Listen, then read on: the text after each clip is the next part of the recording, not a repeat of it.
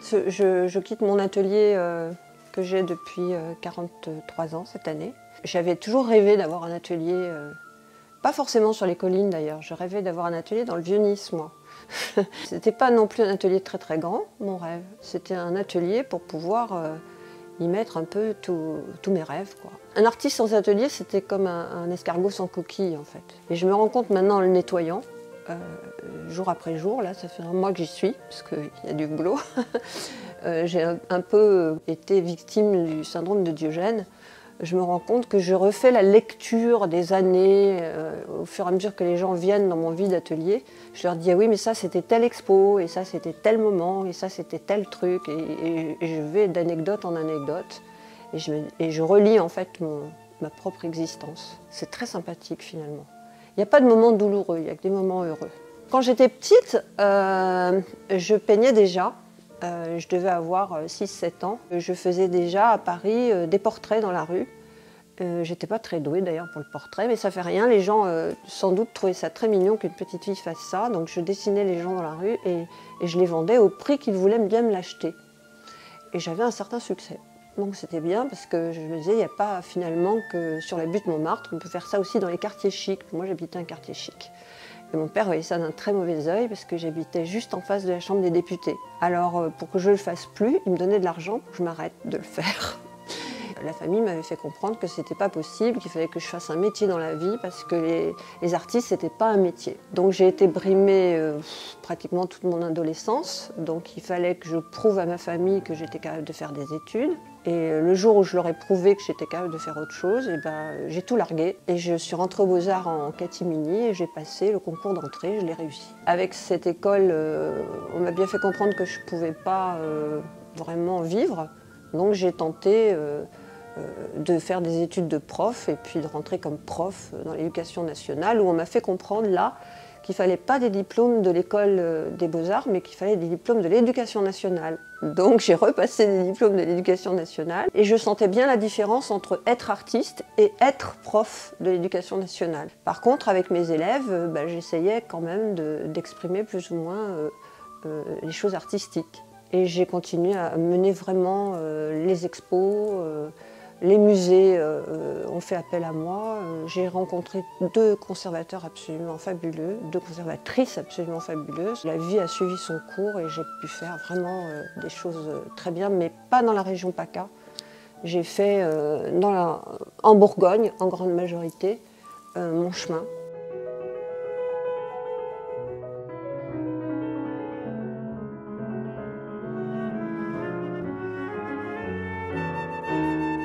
Aux Beaux-Arts, on avait une section restauration et que notre professeur était le directeur du service de restauration du Louvre. C'était Nicolas Vaquer. Et Nicolas Vaquer nous apprenait vraiment à travailler sur les grandes toiles de maître. Et on fabriquait tous nos produits. On réalisait aussi bien nos vernis que notre tempéra, etc. Donc il fallait broyer nos pigments, il fallait apprendre vraiment comme on apprenait certainement, je pense, à faire nos produits au XVIe siècle, quoi. Ensuite, on se lançait sur des œuvres qu'on nous prêtait volontiers. Et mes premières œuvres dans les mains, j'étais très émue parce que je voyais des œuvres qui étaient signées. Je ne voulais pas gaffer, je ne voulais pas faire d'erreur, je ne voulais pas me tromper. C'est très impressionnant de travailler sur quelqu'un qui est signé, qui est connu. Le pire, je crois que c'est le rentoilage. C'est quand on remet une toile sur une toile qui est fragile, on décolle la peinture quelque part de sa propre toile et qu'on la recolle sur une autre toile. Je crois que là, c'est le moment le plus émouvant.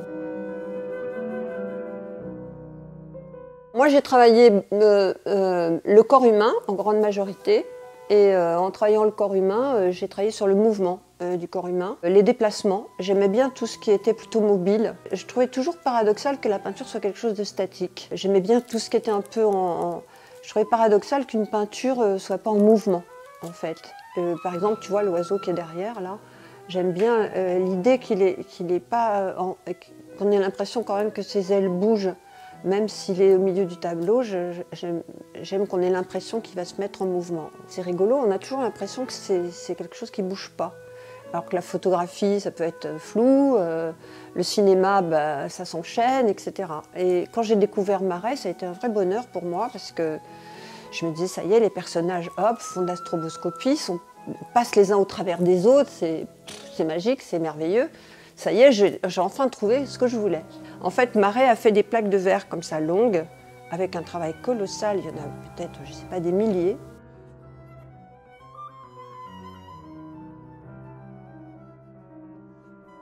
Alors quand je suis venue sur les cartes, c'est parce que après avoir travaillé sur les ciels, je me suis dit j'aimerais bien travailler sur l'idée du paysage, mais je ne veux pas dessiner de paysage. Une peinture, c'est abstrait pour moi. Pour moi, une peinture, même si je représente un oiseau, c'est pas franchement un oiseau.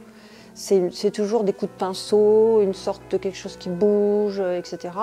Et je ne voulais pas que le paysage soit un paysage figuratif.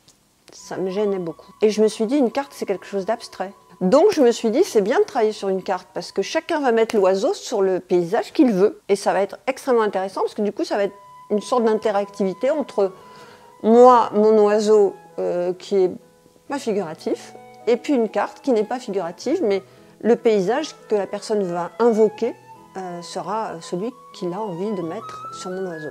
Mais toutes les cartes que j'ai utilisées, ce sont des amis qui voyageaient, qui me les ont envoyées. Il y en a une qui a fait le tour des États-Unis, j'ai travaillé sur toutes les cartes des États-Unis qu'elle m'a envoyées, y compris les dessous de table McDonald's, sur lesquels j'ai mis des coques par exemple. Lafayette, j'ai mis un coq.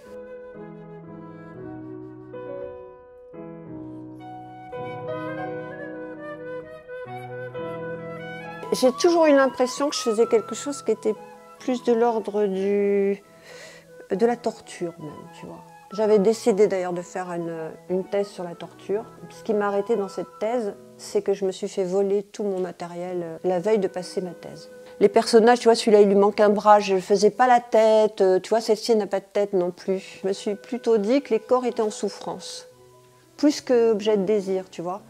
Et sans compter que je suis peut-être une des rares à peindre plus des hommes nus que des femmes nues. Voilà. Souvent les gens peignent plutôt des femmes nues. Le modèle est plutôt féminin, enfin je veux dire, le modèle que l'on peint est plutôt féminin. Et moi j'ai souvent plutôt des modèles masculins. J'aime bien la force et j'aime bien la musculature en fait. Je trouve que c'est plus quelque chose de plus puissant. J'aime pas la mollesse en fait. Je trouve que je ne peins pas quelque chose de mou en général. J'aime bien sentir de la dureté et de la résistance quand je peins. Je pense que je peins un peu violemment et que automatiquement je suis obligée d'avoir du répondant. Tu vois, je sens ça plutôt comme une bagarre que comme un combat amoureux, tu vois. C'est pas un combat amoureux pour moi la peinture, c'est plutôt une bagarre. C'est plutôt un combat, voilà, une lutte.